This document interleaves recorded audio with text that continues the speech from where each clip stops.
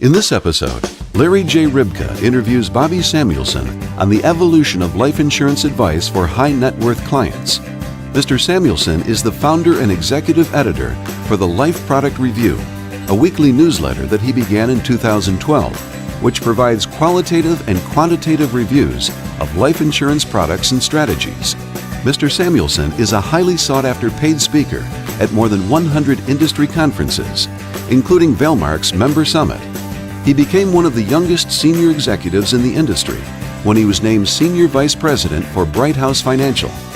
Mr. Samuelson obtained his bachelor's degree from Furman University and is the third generation of his family to work in the life insurance industry. Good morning, Bobby. Most of our listeners know you or have heard you either at Valmark or another industry meeting. But could you give us a brief background of how you came to develop the Life Product Review and your experience in the business? Thanks. So I'm third generation in the life insurance business. And so I kind of come by it honestly. My first job was working for National Financial Partners out in Austin, Texas. So I've been in the life insurance business really ever since I graduated from college. My idea behind the Life Product Review is pretty simple, which is that there's a need in our industry for an independent resource for life insurance professionals to read about life insurance products. And there really isn't, we don't really solve that need anywhere else. We don't really have a morning star for our industry necessarily. And so what I really wanted to do was provide an independent perspective on our business. It is, of course, my opinion, but in other ways, I try to keep it pretty analytical, try to really make the numbers the centerpiece so that producers can feel confident about what they're recommending to their clients and really understand the products that are out there in the marketplace today. Great. We read the Life Product Review. A lot of our technical people read your writings.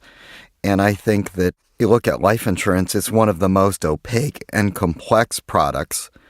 And your review really gives insights that we will not find anywhere else. What helped you to restart the Life Product Review? Well, I saw a need. I really had hoped that the industry would be more transparent and would have simpler products. And over time, that has not proven to be the case. So I went to go work for MetLife for a while in the product development area there. I was kind of amazed to see some of the products that other companies were creating and the level of complexity in those products. And so when I left MetLife in the middle of 2017, one of the hottest selling indexed UL products in the market was so complex that I had never heard anyone explain it adequately. And it took me about 100 hours of research and analytics to really figure out the mechanics of the product and to kind of unfold all the wrinkles in it so that I could actually see how it worked. And I thought, gosh, if it took me 100 hours to figure out this product, I'm probably one of the very few, maybe even the only person who has spent 100 hours trying to figure this out and actually managed to understand it. And so it inspired me to reopen the Life Product Review because I thought, gosh, if that's one product, there might be a lot of other products that come out like this. And there's going to be no way for producers to spend the time to fully understand what they're selling. Why not take advantage of some economies of scale here? Let me do the research, let me do the analytics, let me kind of tell the story and sell that research through subscriptions to the Life Product Review. So I'd love to say that I become obsolete because our products are so simple and transparent that producers can really take a few minutes and really understand how these products work. And unfortunately, our industry has gone the other direction, especially in indexed UL, with increasing complexity and actually less transparency. Bobby, I agree with you. I look at the other products we sell, particularly through the advisor, and products like ETFs and things that have gotten simpler, more transparent, lower cost. And it does seem that the life business is going in the opposite direction in many ways. Yeah, it's very strange. And I think some of that goes back to the prevalence of the illustration in the sales process. And that really isn't the case for ETFs and other parts of the financial industry, but in life insurance and to some degree annuities, but really life insurance, illustrated performance, unfortunately, is everything in a lot of cases for a lot of agents. And so one of the ways companies can increase illustrated performance is by increasing complexity. And that provides more levers for the actuaries to pull. And there is a clear correlation between increasing complexity and increasing illustrated performance. And because illustrated performance sells, complexity is increased. And I think until we break our reliance on the illustration for making decisions about choosing what products are best for customers, even though none of us actually believe illustrations are real projections anyway, and yet we're not going to be able to go back to making simple products. The illustration is really the issue we've got to work on, not just complexity versus simplicity. Well, that's a reason behind a lot of our work on Life Insurance 10X and LA360 is to help producers do that. We really rely on your writings. Tom Love has gone forward and now broken out the key contractual provisions that are hidden by illustrations. So we're very much in alignment. I'd like to turn, you're a third-generation insurance professional. Both your dad and granddad are highly respected insurance professionals who are very successful. When you talk to your dad and grandfather, what do you see that are the things that have changed since they entered the business, and what's the same? That's a great question. And I've spent a lot of time talking to them about this because they're just, like you said, they've been doing this a long time. They're both successful. And what's interesting is they did it very differently from one another. I think the common theme between the two of them is integrity, client-focused. There are a lot of good people in our business, and I would certainly count my dad and granddad as being good people who are fundamentally centered around clients. But the way that granddad sold and my dad sells is different. So my granddad was really more of a sales process kind of person. So he would get on a concept, usually an estate planning concept or a business planning concept, and he would call, kind of roll through the Rolodex and figure out who best could benefit from that concept. And so in a lot of ways, my granddad was kind of a salesman first, in that he was really trying to bring unique and powerful solutions to his clients. And so a lot of his professional career was built around sort of being on the cutting edge of a lot of planning techniques that incorporated life insurance and doing a lot of good for customers in the process. My dad is different. So my dad, most of his business, almost all of his business, comes from referrals from professional advisors. And so for that, it's not so much about a planning technique, because that's really what the professional advisor, the CPA or the estate planning attorney, is bringing to the table. It's more about how do they have confidence that the life insurance part of the plan will work as intended. That focus is far more on conservatively and responsibly illustrating products, putting good products into the plan, but most importantly, servicing those products really well for the long haul so that the plan actually goes all the way to fruition. So, I'd argue, whereas my granddad's business was more built around creating solutions and kind of setting those up and selling into that, my dad's story is really more about the long-term relationship and about administering these policies to success, and the incredible amount of investment that he has made in his firm really on the back end of the process, so that in the long run, advisors see their plans, working successfully because of a lot of the things my dad has built for servicing, which leads to more referrals. And so because most of his business comes from professional advisors, the only way that works is if they actually see this stuff working. And so a lot of my dad's business is really just built around back-end quality, far more so than bringing a unique sales idea. He's really not into unique sales ideas, and he really isn't into fad products. He's into stable, consistent, conservative designs built around good products that are administered properly. And that's really the story he tells. What a good summary. I've been doing this for 32 years now, and when I started, there's a lot of names of insurance companies that aren't around anymore. We've talked a little bit about even Bright House you were with. You think about that, was New England, it was Met, it was General American, it was Travelers. And now all of those companies, what was the biggest life insurance company in America, is now a relatively small company with a market cap of 1/4 of Dollar Tree discount stores, And so it is not just about the product, it's about, will that company be there? Will it provide continued value? Can you get in-force information? So company product selection, it really does come down to advice. Like your dad, the value is in the advice that your dad gives about life insurance, how he services it. Buying something from your dad is way better than buying from 99% of the insurance professionals, because he's so good at what he does. I agree with you. There is such a thing as a great product that turns out to be a bad product because it's poorly serviced. But it's also possible for a bad product to turn out to be the right product and a good product because it's well serviced. And so product selection is part of it, but service is also a seriously important element to this. And to your point about carrier selection, my dad and granddad have ridden the ups and downs of carriers getting in and out of the business. And their clients, by and large, are still really happy because, to your point, their main relationship was with my dad and my granddad, who serviced those policies well and walked with them hand in hand through all those transitions and ultimately found ways to make it, work for the clients and sometimes even be advantageous. Well, you've touched on 3 of the 4 key elements that we identified in Life Insurance 10X: company selection, product design, ongoing management, and underwriting. So those are the 4 places, the big levers, that we've really built the LA360 process around. Let's transition. You talked about how products have become so much more opaque and complicated today.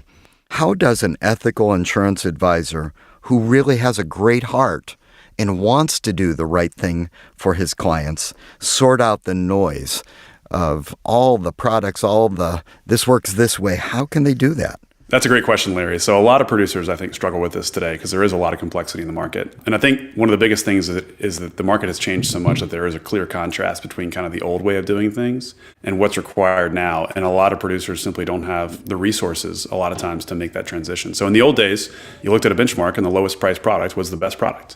These days, the lowest priced product might be a highly complex product with a lot of proprietary pieces, moving parts, undisclosed elements that are going to cause real problems in the long run in actually trying to administer that policy to success. So what I advocate for these days is producers at least knowing enough to say, I will or won't sell this product. And of course, I'm not going to dictate the rubric to them, but kind of having a list of products basically that they won't sell. And so no matter what it says in the illustration, no matter how good the projection looks, no matter how low the premium is, because the product itself is so complex, it's still not in the consideration set. And I think that's hard for producers to do because a lot of times clients expect producers to bring every product in the universe to them so that they can choose the quote unquote best one.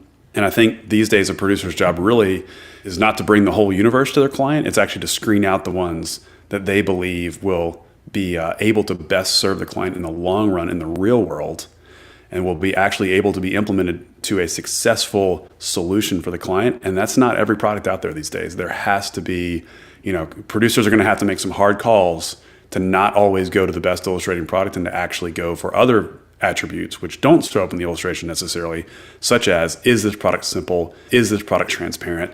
Can I explain it? Is it written by a company that I trust? Things like that. Very good. We call that a select list. So we've created tools at Valmark to help each firm create its own select list, products that they have purposefully chosen. You had a really, really good post, I thought one of your best, last month on VUL versus IUL. And you observed that most producers sell one or the other. That's our experience. If I factor out the term insurance, I think last year it was something approaching 70% of all of our commissionable premium was variable, with probably less than 1 or 2% in IUL. Recap some of the points that you made in the Life Product Review. Sure, yeah. You guys are an anomaly too, obviously. A lot of firms it's the other way around, 1 or 2% in VUL and the rest in IUL. I think VUL is an unfortunately very misunderstood product. I hear it all the time. In fact, I heard it a couple of days ago speaking at a conference. Someone said to me, VUL is dangerous. I said, why is VUL dangerous? Well, because look what happened in the 2000s. Well, why did that happen? Well, because, I don't mean to point fingers here, but because you illustrated it at 12%. And you did 100% equity allocations and the equities went down. So is that the product's fault? Or is that the assets went down and you illustrated at 12%? So the point of that post was really to sort of debunk the idea that VUL is dangerous. And I run a lot of return scenarios, 500 return scenarios through a VUL product compared to the IUL. And essentially what you see is that VUL as a product holds up incredibly well, even through unbelievable market volatility. And I think this is kind of borne out too in the fact that the last lapse study that was done by the SOA actually showed that VUL in market turmoil has a lower lapse rate than IUL does. So the fundamental premise behind the post is that the asset management world has not switched to indexed type strategies. The asset management world continues to invest in traditional asset classes like stocks and bonds. Those asset classes are available in VUL. Why would we not advocate our clients to put it into a tax efficient wrapper, VUL? Well, it's because of this misperception that VUL as a product is dangerous. And the reality is VUL as a product works marvelously well. The reason why it's had issues in the past is because it was over illustrated and not managed properly, which goes back to a lot of the issues we have in life insurance as a whole. And the irony, I think, is that people have switched over to IUL in order to reduce the asset risk, thinking that it's safer, but in the process, they're choosing IUL products that are increasingly complex and less transparent, and that are actually going to be harder to administer by a long shot than a vanilla, straightforward VUL product. And so my goal with that post really was to say, hey, look, we as an industry, we've got to stop this narrative that VUL is dangerous and recognize it for what it is, which is a highly efficient, simple, straightforward way to tax wrap asset classes that clients are investing in anyway. But in order to do that well, you have to service it well and administer it well. And that's where we got ourselves in trouble before. great points. Really, it comes down to advice. Bad advice about any product will get somebody in trouble. I look today and I say, if I am now a Bright House policyholder, if I'm a Lincoln Benefit policyholder, if I'm a Voya policyholder, the safest policies to have are the variable products, separate accounts, because it takes out of the hands of the company so many of the key levers. I've also observed, and you can see this with some of the underwriting offers Lincoln has made, the mortality on the variable policies has been considerably better for the carriers. So it allows them to charge lower costs on an ongoing basis. I don't know if that's true or not. I think Lincoln might. Yeah, who knows? But I see where you're going, though. And I think one of the things with VUL is overall persistency, profitability. Experience for insurance companies on VUL contracts is good. It's good. And by the way, it's actually good for customers too. And yet, we have this narrative in our industry that IUL is the end all be all and is going to save the industry. And the reality is, I think we've forgotten the power of VUL. To your point, separate accounts a huge deal in reality. Once something happens at the carrier level, they do get great experience on these products. And at the end of the day, they work as long as they are managed appropriately and illustrations and expectations are set appropriately. Bobby, I mentioned I am a fan of the Life Product Review. Our design team reads these posts, incorporates it into our work. If someone listening to this podcast wants to subscribe to the Life Product Review, how would they do that, and how did they get information on your service? Sure. Yeah, thanks for asking the question. Gives me a chance to market a little bit. So it's very simple, www.lifeproductreview.com, and everything's right there on the page. It's all automated. You sign up, and you get access to about 130 articles in the library. And then I post about twice a week of new content. And basically what I try to do is opine on things that are happening in the industry issues. That's kind of part of it. And the other part is to really dig deep on new product launches. So when a new product hits the market, if it's got something interesting and abnormal to it, and again, a lot of products these days do, I dig in deep with a full review. So that's really what the site fundamentally does, is again, that kind of commentary piece, but a lot of it's pretty heavy analytics on new product launches. Well, I know your dad is so proud of you, and I talk to him occasionally. And I want to thank you for sharing with our listeners today and for the work that you do. You and Dr. Joseph Belth are two of the things that I read everything that you write. And it really helps those ethical producers who want to do the right things for their clients get information that they probably wouldn't otherwise find. So thank you for helping us today.